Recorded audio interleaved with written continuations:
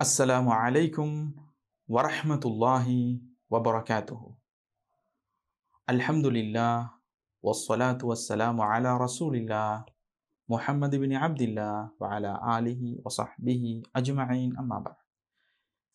பேரன்புக்கும் பெருமதிப்புக்கும் உரிய அல்லாஹ்வின் அடியார்களே, அருமை சகோதரர்களே, சகோதரிகளே, இந்த நேரலையினூடாக நாங்கள் தொடர்ந்து பார்த்து வருகின்ற ஒரு தலைப்பாகிய விவாகரத்து சம்பந்தமாக, இஸ்லாமிய விவாகரத்து சம்பந்தமாக பார்க்கும் பொழுது பேசப்படுகின்ற ஒரு முக்கியமான 3 துணை சாதனங்கள் சம்பந்தமாக தெளிவுபடுத்தலாம் என்று நினைக்கின்றோம். அந்த தலைப்புகளாவன அல் ஹதானா, அதாவது ஒரு ஓர்டர் அடிப்படையில் சொல்வதாக இருந்தால் அன் நஃபகா, அர் ரதாஅ, அல் ஹதானா என்ற 3 விடயங்களையும் பற்றி பேசலாம் என்று நினைக்கின்றேன். அதனுடைய தமிழ் மொழிபெயர்ப்பு என்ன என்று பார்த்தால், அந்நஃபகா என்னும் பொழுது செலவீனங்கள். விவாகரத்து என்று வருகின்ற நேரத்தில் பெண் தரப்புக்கு, அதாவது மனைவிக்கு, பிள்ளைகளுக்குரிய செலவீனங்கள் சம்பந்தமான பேச்சுவார்த்தை எப்படி இருந்து கொண்டு இருக்கின்றன. மேலும் விவாகரத்து என்று வருகின்ற நேரத்தில் பால்குடி சம்பந்தமான பிள்ளைக்கு பாலூட்டக்கூடிய ஒரு நிலையில் அந்த பெண் இருந்தால் அது சம்பந்தமாக இஸ்லாம் என்ன சொல்லுகிறது, மேலும் அந்த பிள்ளை பால் மறக்கடிக்கப்பட்ட நிலையில் இருந்து, ஆனால் அந்த பிள்ளைக்கு என்ன ஏது எப்படி செய்ய வேண்டும் என்ற விளப்பம் போதிய அளவுக்கு இல்லாத ஒரு பிள்ளையாக இருந்தால் அந்த பிள்ளையை அரவணைப்பது, இது சம்பந்தமாக இஸ்லாம் என்ன சொல்லுகிறது. குறிப்பாக இந்த 3 விவாகரத்து என்ற ஒரு நிலையில் எப்படி வைத்து பார்க்கப்படக்கூடியதாக இருக்கிறது, பேசப்படக்கூடியதாக இருக்கிறது என்பது சம்பந்தமாகத்தான் நாங்கள் பார்க்க இருக்கின்றோம். முதலாவதாக அந்நஃபகா, செலவீனங்கள். விவாகரத்து என்ற தலைப்பினுள் நுழைய முன்னால் பொதுவாக செலவீனங்கள் என்று வருகின்ற நேரத்தில் ஒரு குடும்பத்தில் அல்லாஹு தஆலா ஆண்களுக்கு அதை விதியாக்கி இருக்கின்றான். கணவனுக்கு தன்னுடைய குடும்பம் சம்பந்தமான செலவுகளை, அவர்களுக்கு உணவு, உடை, உறைவிடம் ஆகியவற்றை வழங்கி, அதோடு சம்பந்தப்படுகின்ற இதர தேவைகளாகிய அவர்கள் நோய்வாய்ப்பட்டால், அதே நேரத்தில் பிள்ளைகளுடைய கல்வி நடவடிக்கைகளுக்காக இன்னும் உண்டான செலவீனங்கள் என்று வருகின்ற நேரத்தில் அது ஆண் மீது சுமத்தாட்டப்படக்கூடிய ஒரு பொறுப்பாக இருந்து கொண்டிருக்கிறது. இஸ்லாமிய கண்ணோட்டத்தில் பெண் அதனுடைய மறுபக்கமாகிய அதாவது வீட்டினுள் நிர்வாகம், நடவடிக்கைகள், பிள்ளைகளை பராமரிப்பது, இவைகளை பற்றிய ஒரு பொறுப்பு அவர்களுக்கு வழங்கப்படுகிறது.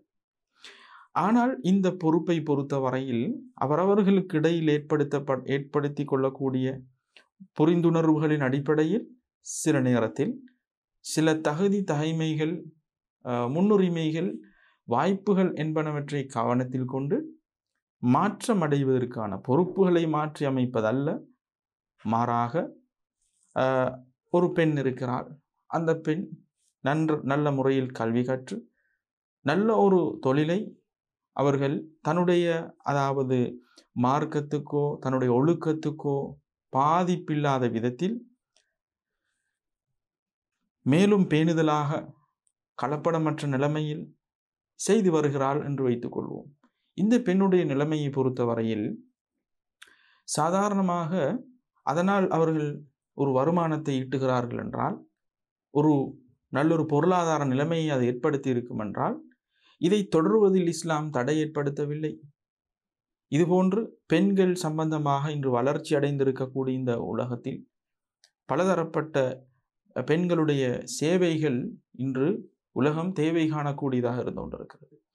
அந்த அடிப்படையில் நெகிழ்வு தன்மையோடு அவரவர்களுக்கு இடையில் ஏற்படுத்தி கொள்ளக்கூடிய அந்த அந்த புரிந்துணர்வுகள், அந்த அந்த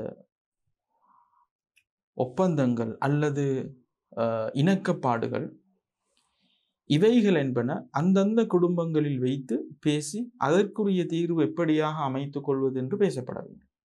ஆனால் பொது மட்டத்தில் வைத்து பேசுவதாக இருந்தால் ஆண்கள் அவர்கள்தான் தன்னுடைய குடும்ப விவகாரங்களில் பொறுப்புடையவராக இருந்து கொண்டிருக்கிறார். செலவு செய்வதில் பராமரிக்கின்ற விடயத்தில் மனைவி பொறுப்பானவர்களாக இருந்து கொண்டிருக்கிறார்கள்.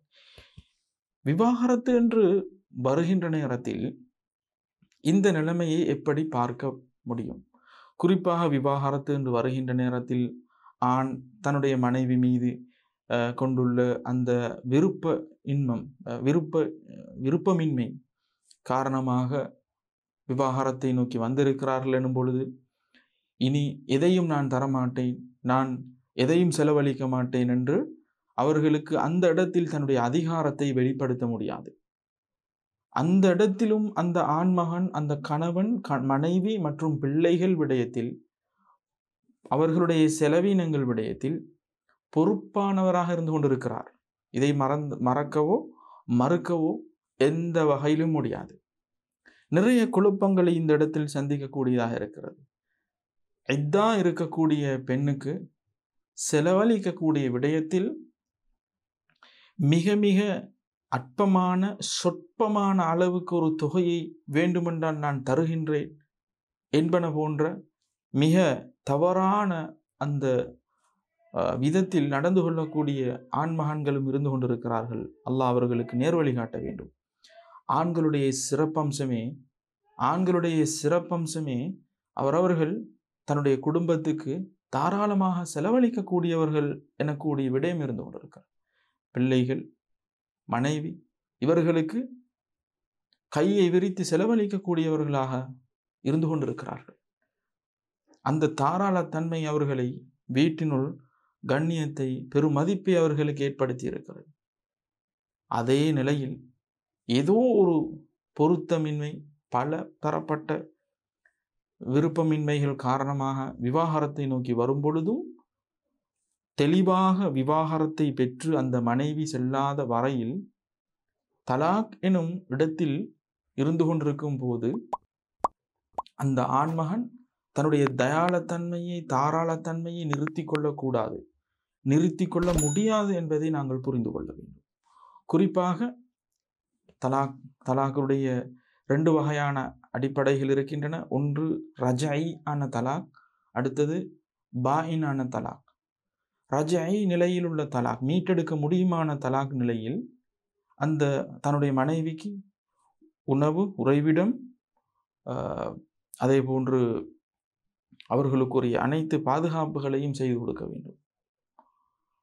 உடை இவைகளை வாங்கி கொடுக்க வேண்டும். நோய்வாய்ப்பட்டால் மருந்தெடுப்பதற்கான செலவினங்களை கொடுக்க வேண்டும்.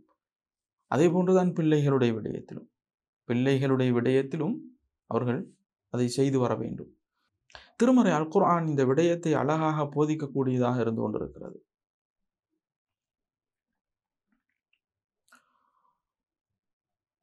வலஹுன்ன மிஸ்லுல்லதி அலைஹின்ன பில் மஅரூஃப், நல்ல விடயங்களை செய்வதில் உரிமைகள், கடமைகள் என்று வருகின்ற நேரத்தில் ஆண்களுக்கும் பெண்களுக்கும் என பொறுப்புகளும் கடமைகளும் இருந்து கொண்டிருக்கின்றன என்று சொல்லப்படுகிறது. இத்தாவுடைய காலத்தில் இருக்கக்கூடிய பெண்களின் விடயத்தில் அவர்களுக்கு எந்த வகையான அநியாயமும் செய்யக்கூடாது என்று இஸ்லாம் வழிகாட்டக்கூடியதாக இருக்கிறது. அவர்கள் அந்த குறிப்பிட்ட காலத்தில் பாலூட்டக்கூடிய பெண்களாக இருந்தால் தன்னுடைய பிள்ளைக்கு அந்த பிள்ளையினுடைய விடயத்தில் எது சொல்லப்படுகிறது என்பதை நாங்கள் பார்ப்போம். ஆனால் இத்தா காலத்தை கழிக்கக்கூடிய பெண்கள் கணவன்மார்களின் பொறுப்பில் இருந்து கொண்டிருக்கிறார்கள். அவர்களுக்குரிய அந்த பொறுப்புகளை நிறைவேற்ற வேண்டும் என்பது ஒன்று. இரண்டாவது, பிள்ளைகளுடைய விடயத்திலும் அவர்களை தங்க வைக்கின்ற விடயத்திலும் அதே நேரத்தில் பொறுப்பாக இருந்து கொண்டிருக்கிறார்கள்.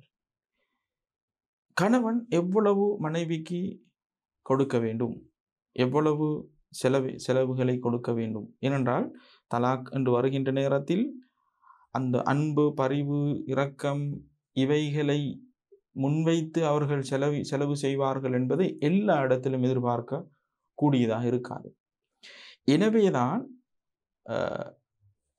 காதி நீதிமன்றங்கள் முன்வந்து அவர்களுடைய கணவனுடைய அந்த பொருளாதாரம், எவ்வளோ இன்கம், இவைகளை எல்லாம் கவனத்தில் கொண்டு அந்த காலத்தில் எவ்வளவு செலவுகள் இருந்து கொண்டிருக்கிறேன் என்ற விடயங்களை எல்லாம் அலசி ஆராய்ந்து ஒரு குறிப்பிட்ட கணக்கை அவர்கள் ரிக்வெஸ்ட் செய்யக்கூடியவர்களாக இருப்பார்கள், வழிகாட்டுவார்கள். சிலர் அதில் உதாசீனமாக நடந்து கொள்வார்கள். அதை கொடுக்காமலே அவர்கள் காலத்தை கடத்தி இருப்பார்கள். இவைகளெல்லாம் அநியாயம் என்பதை விவாகரத்து செய்ய முன்வருகின்ற ஆண்கள், கணவன்மார்கள் புரிந்து கொள்ள வேண்டும். உங்களுக்கு கீழால் தான் அவர்கள் இருக்கின்றார்கள். உங்களில் அவர்கள் விஷயத்தில் வெறுப்பு இருந்தாலும், அவர்களை நீங்கள் விவாகரத்து செய்ய முன் வந்தாலும் என்பதை மனதில் கொண்டு நடந்து கொள்ள வேண்டும். இது பொதுவான ஒரு வழிகாட்டல். அதே நேரத்தில் ரதா என்று சொல்லப்படக்கூடிய இதனுடைய இரண்டாவது விவகாரம், அதாவது பிள்ளைகளுடைய விடயத்தில் பால் கொடுக்கக்கூடிய அந்த பொறுப்பு என்பது, இது தலாக் என்ற காரணத்தினால், விவாகரத்து என்ற காரணத்தினால் இது பேசப்படக்கூடிய ஒரு தலைப்பல்ல. ஆனால் விவாகரத்து என்பது திருமண வாழ்க்கையை போன்ற நிலை அல்ல. அவர்கள் பிரிந்து செல்வதற்கு எத்தனிக்கக்கூடிய ஒரு தருணம். எனவே இந்த தருணத்தில் இருக்கக்கூடிய ஆண் மகனாக இருக்கட்டும், புரிந்துணர்வோடு அல்லாஹ்வுக்கு அஞ்சி அவர்கள் தனக்கு கீழால் இருக்கக்கூடிய மனைவி மற்றும் பிள்ளைகள் விஷயத்தில் அல்லாஹ்வை அஞ்சி செலவழிக்க வேண்டும். அதில் தாராளமாக நடந்து கொள்ளலாம் என்றும் இஸ்லாம் வழிகாட்டுகிறது. இரண்டாவது விடயம் பால்குடி. பால்குடி என்று வருகின்ற நேரத்தில் அல்லாஹு தாலா திருமறை அல் குர்ஆனில் அல் பக்ரா எனும் அத்தியாயத்தில் இரண்டாவது அத்தியாயத்தில் 233வது வசனத்தில் குறிப்பிடும் பொழுது, இந்த நிலையில் உள்ள பெண்கள், இந்த மாதிரி விவாகரத்து சம்பந்தமான அந்த இடத்தில் இருக்கக்கூடிய பெண்கள், பொதுவாக அல்லாஹு தாலா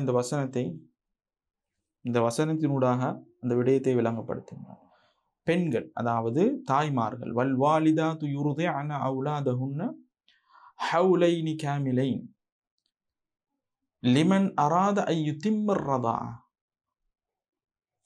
தாய்மார்கள் தங்களுடைய பிள்ளைகளுக்கு பால் குடியை 2 வருடங்கள் கொடுக்க வேண்டும்.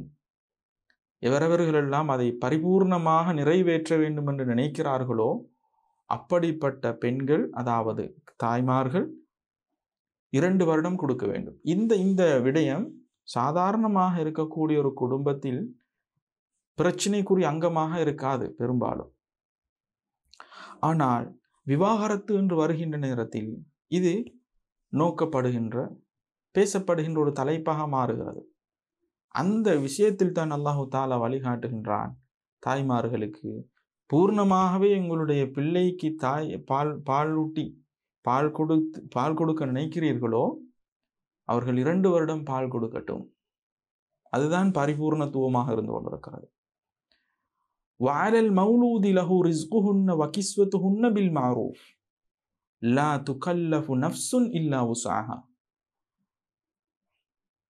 பிள்ளை, அதாவது தந்தைக்கு அவர்கள் விடயத்தில் அவர்களுக்கு ரிஸ்குஹுன்ன, உணவு, வாழ்வாதாரத்தை அளிப்பது, உறைவிடம், கிஸ்வத்துஹுன், அவர்களுக்கு ஆடை அணிவிப்பது, நல்ல விதத்தில் இவைகளை வழங்குவது தந்தையின் மீது கடமை என்பதையும் அல்லாஹ் குறிப்பிடுகின்றான். ஆனால் எந்த ஆத்மாவுக்கும் தான் சக்தி பெறாததின்பால் இஸ்லாம் வழிகாட்டவில்லை, கடமையாக்கவில்லை. சக்திக்கு அப்பாற்பட்டு நெருக்கடியோடு செயற்பட வேண்டும் என்று வழிகாட்டவில்லை. ஆனால் தாராளத்தன்மையோடு நடந்து கொள்ள வேண்டும். இருக்கிறத நான் கொடுக்க மாட்டேன், அவர்கள் எனக்கு செய்த வேலைகளுக்கும் அநியாயங்களுக்கும் நான் இவைகளை கொடுக்க மாட்டேன் என்று சொல்லி உங்களுடைய தண்டனைகளை அதில் செல்வாக்கு செலுத்த வைக்க முடியாது. மேலும் பிள்ளையை காரணம் காட்டி தாயோ அல்லது தந்தையோ தீங்கிழைக்கப்பட முடியாது. லா துதாரு வாலிதத்தும் பிவலதிஹா வலா மௌலூதுன் லஹு பிவலதி. இதே நிலைமைதான் வஅலல் வாரிசி மிஸ்லு தாலிக். அனந்தரம் பெறக்கூடிய அந்த பிள்ளையினுடைய அனந்தரர்களாக இருக்கக்கூடிய உறவினர்கள் விஷயத்திலும் இதே சட்டம் இருந்து கொண்டிருக்கின்றன. فَإِنْ أَرَادَا فِصَالًا عَنْ تَرَاضٍ مِنْهُمَا وَتَشَاوُرٍ فَلَا جُنَاحَ عَلَيْهِمَا. பேச்சுவார்த்தையின் அடிப்படையில் 2 வருடங்களுக்கு முன்னதாகவே பால்குடியை நிறுத்த வேண்டும் என்று நினைத்தால் இந்த தருணத்தில் உள்ளவர்களுக்கும் சாதாரணமாக இருக்கக்கூடியவர்களுக்கும் இந்த விடயத்தில் படிப்பினை பெறலாம்.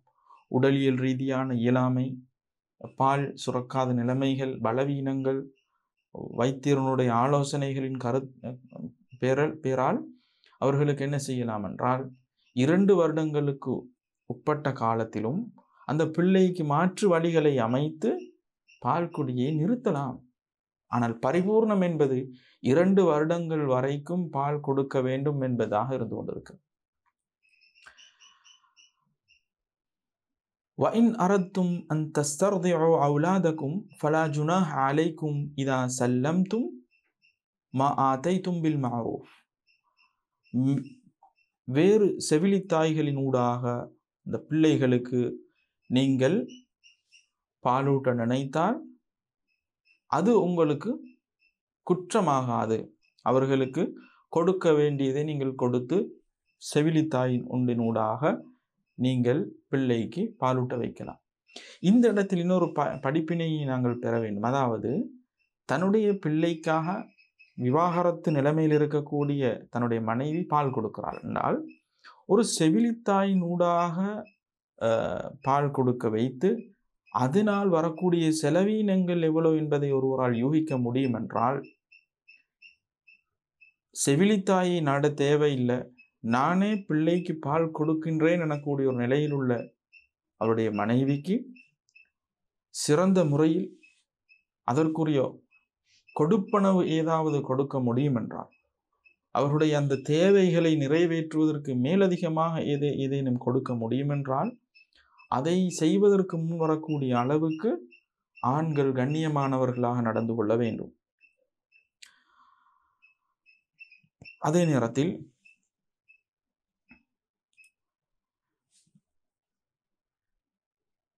செவிலித்தாயிடம் பிறிதொரு பெண்ணிடம் 5 முறை பால் குடித்தால் 5 மிடட் பால் வயிறார குடித்தால் வயிறு நிரம்பும் அளவுக்கு 5 முறை பால் குடித்தால் அதனூடாக பால்குடி உறவு ஏற்படுகிறது. பால்குடி உறவு ஏற்பட்ட நிலையில் உள்ள பிள்ளைகளும் அந்த தாயும் அதே தாயிடத்தில் இன்னும் யாராவது பால் குடித்தால் அந்த பெண்ணுடைய பிள்ளைகளாக இருக்கலாம் அல்லது அந்த தாய் செவிலித்தாயாக இன்னும் பலருக்கு பால் கொடுக்கக்கூடியவர்களாக இருந்தால் பிள்ளைகள் என்ற அடிப்படையில் அனைவரும் பால்குடி உறவுமுறை சகோதர சகோதரிகளாக மாறுகிறார்கள். இதனுடைய உறவுகளும் அதே மாதிரி மாற்றம் அடைகின்றன. ஆனால் அவர்கள் அனந்தரத்தில் உரிமை கொண்டாட மாட்டார்கள். பார்க்கின்ற பேசுகின்ற விடயத்திலும் திருமணம் முடிக்க தடுக்கப்பட்டவர்கள் என்ற அடிப்படையிலும் பால்குடி உறவுகளாக அவர்கள் மாறுகிறார்கள். அந்த அடிப்படையில் அல்லாஹ்வின் தூதர் ஸல்லல்லாஹு அலைஹி வஸல்லம் அவர்களும் அவருடைய சாச்சாவின் மகன் ஹம்சா ரலியல்லாஹு அன்ஹு அவர்களும் சகோதரர்கள். ஹம்சா ரலியல்லாஹு அன்ஹு அவர்களுடைய மகளை திருமணம் முடிக்குமாறு சொல்லப்படுகிறது அல்லாஹ்வின் தூதரிடத்தில். அதன் பொழுது அல்லாஹ்வின் தூதர் ஸல்லல்லாஹு அலைஹி வஸல்லம் அவர்கள் சொன்னார்கள், லா தஹில்லு லி, அவள் எனக்கு ஹலாலாக மாட்டாள். ஏனென்றால் யஹ்ருமு மினர் ரதா மா யஹ்ருமு மினன் நஸப், உறவு முறையால் எவைகளெல்லாம் மஹரம் நிலையில் இருக்கிறதோ பால்குடியினாலும் அதே நிலையை அது ஏற்படுத்தும். பிந்து அஹி மினர் ரதா, அந்த அடிப்படையில் அவளோ பால்குடி உறவினால் சகோதரனான என்னுடைய சகோதரன் ஹம்சாவுடைய மகள், எனவே அவளை எனக்கு திருமணம் முடிக்க முடியாது என்று சொல்லி சொன்ன செய்தி புகாரி கிரந்தத்தில் 2645வது ஹதீஸாக பதிவு செய்யப்பட்டிருக்கு. இந்த ஹதீஸை அப்துல்லா இப்னு அப்பாஸ் ரலியல்லாஹு அன்ஹு அறிவிக்கிறார்கள். இதை தொடர்ந்து நாங்கள் பார்க்க இருப்பது ஹதானா என்று சொல்லப்படக்கூடிய அரவணைப்பு சம்பந்தமாக. விவாகரத்தின் பொழுது பேசப்படுகின்ற இன்னும் ஒரு அங்கம்தான் செய்வது என்ன என்று அறியாத நிலையிலுள்ள பிள்ளைகள், தான் செய்வதென்ன என்று நல்லதை தீயதை பிரித்தறிய முடியாத நிலையிலுள்ள பிள்ளைகளுடைய பொறுப்பு யாரிடத்தில் செல்லும்? ஒன்றில் விவாகரத்தின் வாயிலினூடாக நுழைந்துவிட்ட நிலையிலுள்ள பிள்ளைகள், அதனை தொடர்ந்து வரக்கூடிய அந்த நிலை. விவாகரத்தின் பொழுது பிள்ளைகளுடைய நிலைகள் கணவனுடைய பொறுப்பின் கீழ் தான் இருக்கும். கணவன் அவருடைய பாட்டை செய்வார்கள், மனைவி அவருடைய அதாவது பராமரிக்கின்ற விடயங்கள், பாலூட்டக்கூடிய பிள்ளைகளாக இருந்தால் அதனுடைய பொறுப்புகள், இவைகளெல்லாம் வரும். செலவீனங்கள் என்று வருகின்ற நேரத்தில் அதாவது கணவனின் விவாகரத்து செய்வதற்கு ஏற்பாடுகளை செய்திருக்கின்ற கணவனுடைய பொறுப்பின் கீழ் தான் வரும். அதனை தொடர்ந்து வரக்கூடிய நிலை பிரிவு எனக்கூடிய அந்த தலாக் பாயின், தெளிவாக இரண்டு பேரும் பிரிந்துவிட்ட நிலை. இந்த நிலையில் இருக்கக்கூடிய சந்தர்ப்பத்தில் கணவனாக மனைவியாக இருந்த இருவரும் வெவ்வேறான நிலைகளில் அவருடைய பந்தம் அங்கே முறிக்கப்படுகிறது. அதனை தொடர்ந்து அவர்கள் பிரிந்து விடுவார்கள். ஆனால் இருவருக்கும் கிடைத்த பிள்ளையினுடைய நிலை என்ன? இருவருக்கும் கிடைத்த பிள்ளையினுடைய நிலை சம்பந்தமாக பேசுகின்ற நேரத்தில் இதனுடைய முதற்கட்ட வழிகாட்டல் என்ன சொல்லுகிறது என்பதை பார்ப்போம்.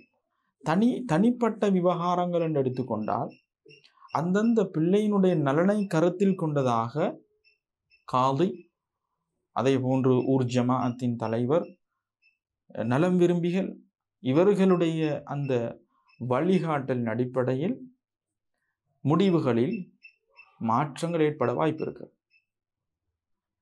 குறிப்பாக அந்த பிள்ளை யாரிடத்தில் இருக்க வேண்டும், யாரிடத்தில் இருந்தால் பொருத்தம், இந்த மாதிரியான விவகாரங்கள் பேசப்பட்டு முடிவு செய்யப்பட வேண்டும்.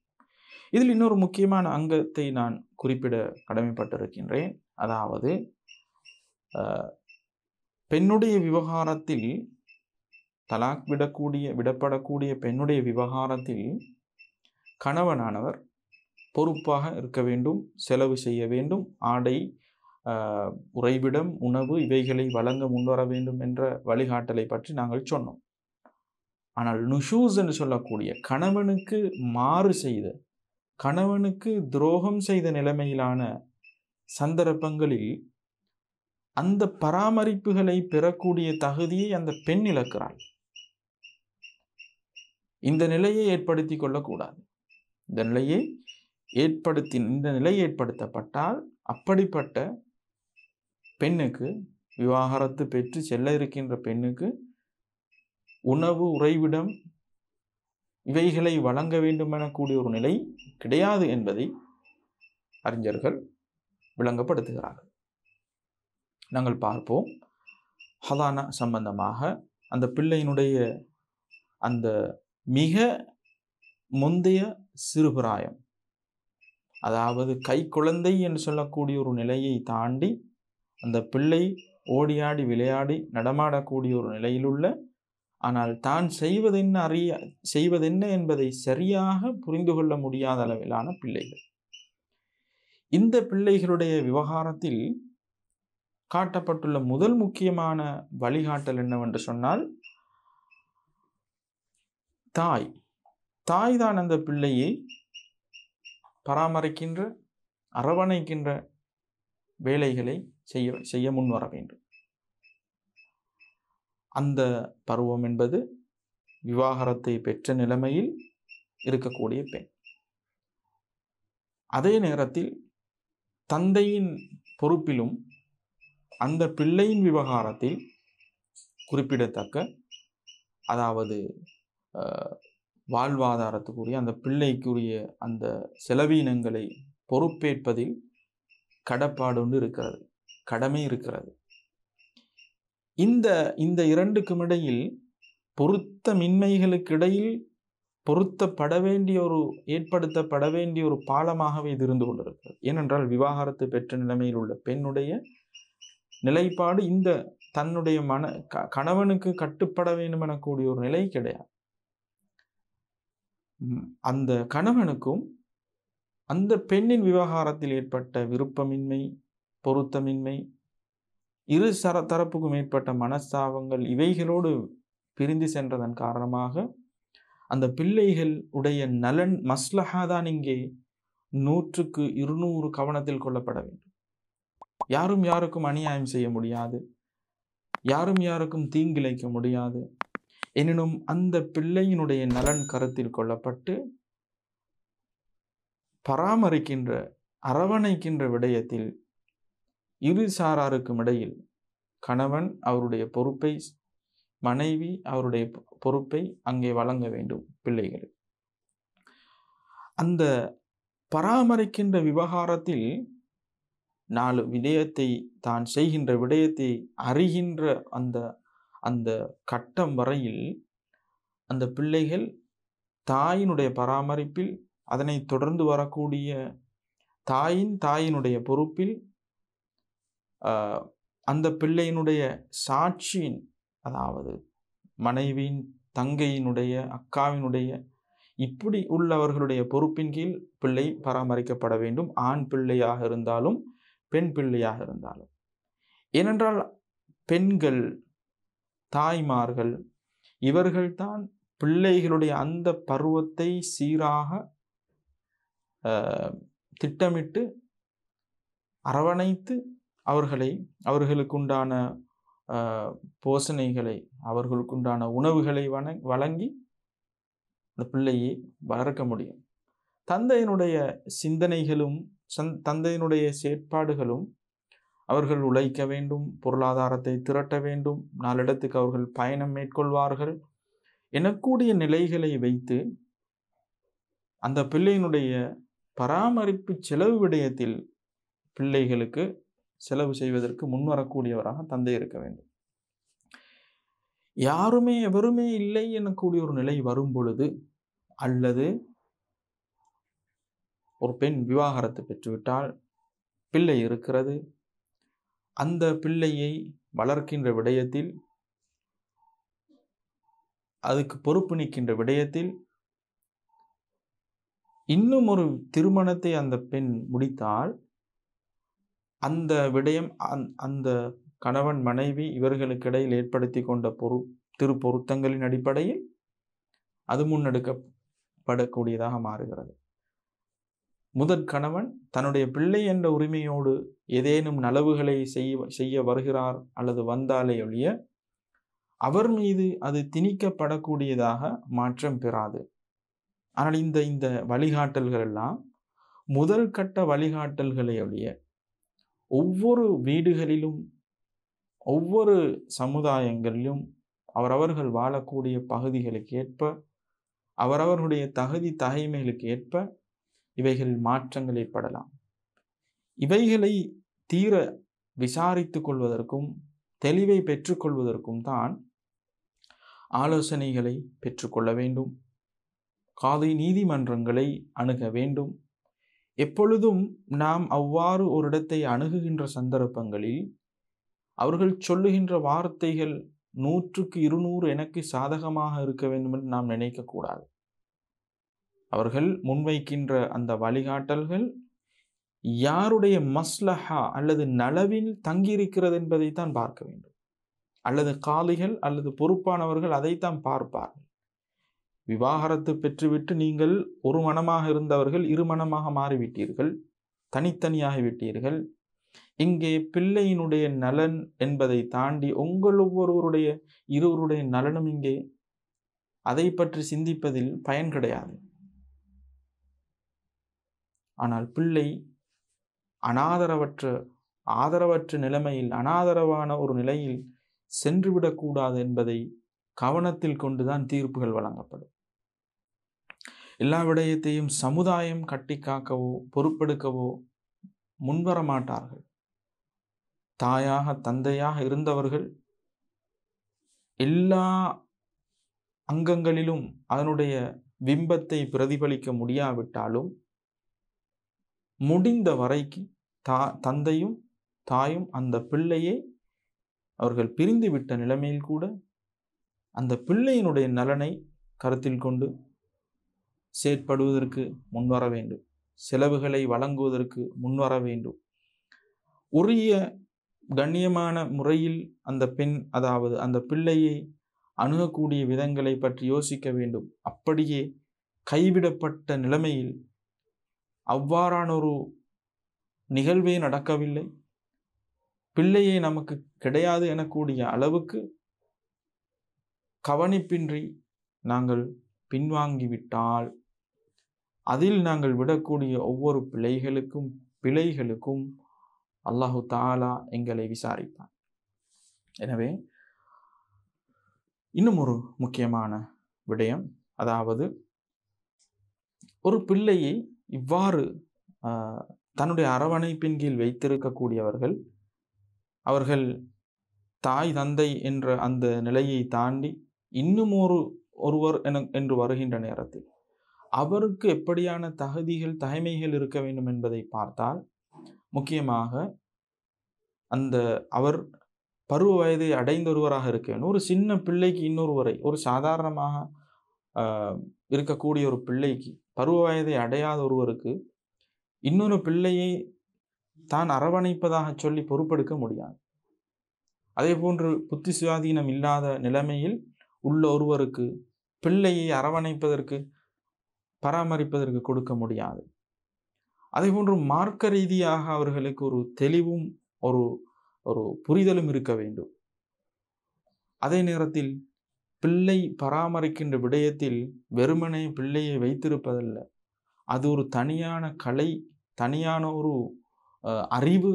அந்த அறிவு பெரும்பாலும் பெண்களுக்கு அல்லாஹு தஆலா தாராளமாக வழங்கி இருக்கின்றார். ஆண்களால் அதை ஒரு குறிப்பிட்ட நிலையை தாண்டி அவர்களால் செய்ய முடியாத அளவுக்கு மிக நுட்பமான மிக மென்மையான விடயங்கள் எல்லாம் இருந்து கொண்டிருக்கின்றன. இவைகளை பெண்கள் மிக மிக சிறப்பாக செய்யக்கூடியவராக இருப்பார்கள்.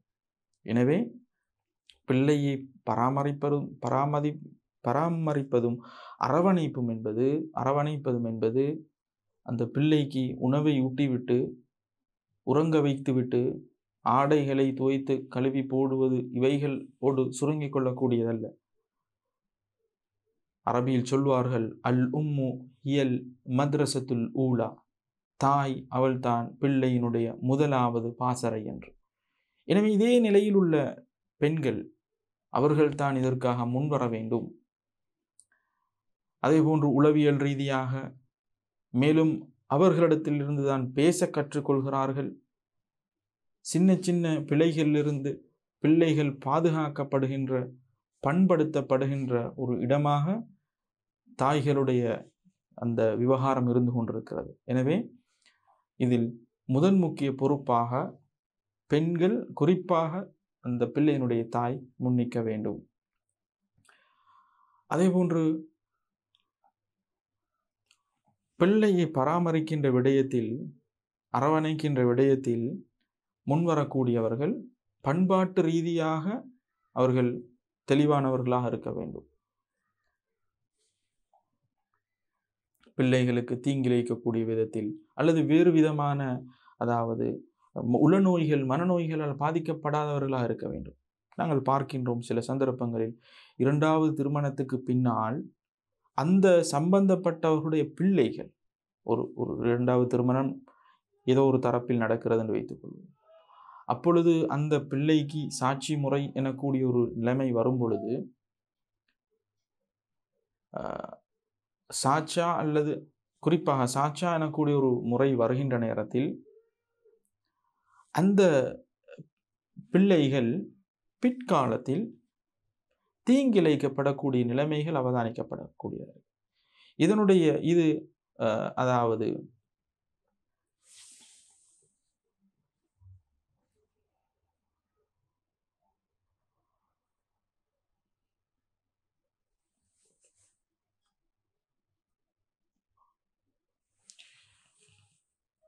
இந்த நிலை, அதாவது உளவியல் நிபுணர்களை கொண்டு அணுகி தீர்க்கப்பட வேண்டிய ஒன்று. ஏனென்றால் அவ்வாறான முறைப்பாடுகளை நிறைய காணக்கூடியதாக இருக்கிறது. சில தீங்கிழைப்புகள் வெளிவராத அளவுக்கு மிக மிக நெருக்கடியோடு இந்த பிள்ளைகள் தாங்கக்கூடிய ஒரு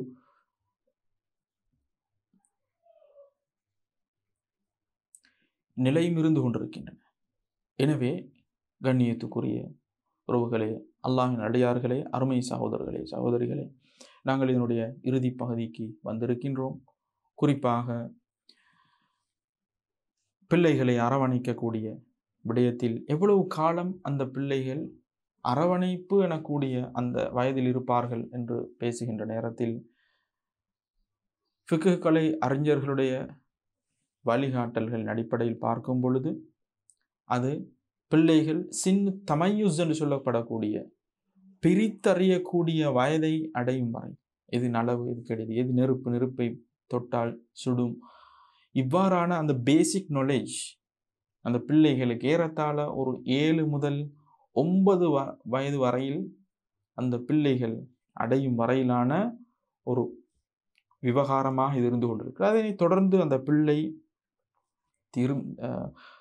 தன்னுடைய விருப்பத்தின் அடிப்படையில், தன்னுடைய தேவையின் அடிப்படையில், தன்னுடைய அந்த ஆர்வத்தின் அடிப்படையில் ஏதாவது ஒரு இடத்தில் தந்தை அல்லது தாய் இவர்களில் யாரையும் அவர்களுக்கு தேர்ந்தெடுக்கலாம். எங்கிருந்தாலும் அந்த பிள்ளையை பெற்றெடுப்பதில் பங்கு கொண்ட இருவரும் அதை சட்ட ரீதியாக சில நேரத்தில் பெயர்களின் அடிப்படையில் அதனுடைய அந்த பிள்ளையினுடைய பெயர் எழுதப்படுகின்ற இடத்தில் மாற்றி அமைத்தாலும் நிஜமான விடயம் என்னவென்றால் காலத்தாலும் அளிக்க முடியாத ஒரு உண்மை, அந்த பிள்ளையினுடைய உண்மையான பெற்றோர் எப்பொழுதும் பெற்றோராகவே இருக்க வேண்டும்.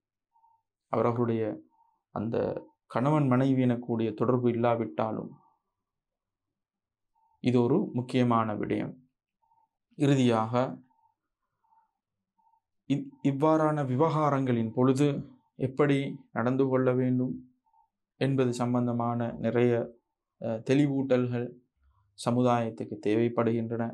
விவாகரத்து எனக்கூடிய ஒரு நிலைமை என்பது வரவேற்கத்தக்கதோ அல்லது அதன்பால் வழிகாட்டப்படக்கூடிய ஒன்றாகவோ அல்ல, மாறாக அது பற்றிய ஒரு பேச்சுவார்த்தை சமூகத்தில் புரிதல் இருக்க வேண்டும். அவ்வாறு இருக்கும் பொழுதுதான் இது போன்ற ஒரு விடயத்துக்கு நாங்கள் செல்லாமல் இருக்கலாமே எனக்கூடிய ஒரு அறிவையாவது பெற்றுக்கொள்வார். இதனை தொடர்ந்து இன்ஷா அல்லாஹ் நாங்கள் இன்னும் சில தகவல்களை உங்களோடு பகிர்ந்து கொள்வதற்கு இருக்கின்றோம்.